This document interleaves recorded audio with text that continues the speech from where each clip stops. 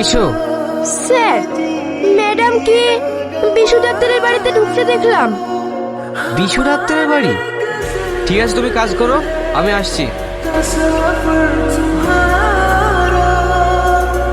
কিরে, শরীরের অবস্থা কি করছিস? কি আর বলবো বল, সাংসারিক চাপে থাকি তো তাই। সে তোকে দেখেই বুঝতে পারছি। ঠিক মতো খাওয়া দাওয়া করিস না নিশ্চয়ই? না না, তেমন কিছু না, আমি একটু মানসিক চাপে আছি তো তাই। দাদা বাবু, আপনার চা। ঠিক আছে, রাখ।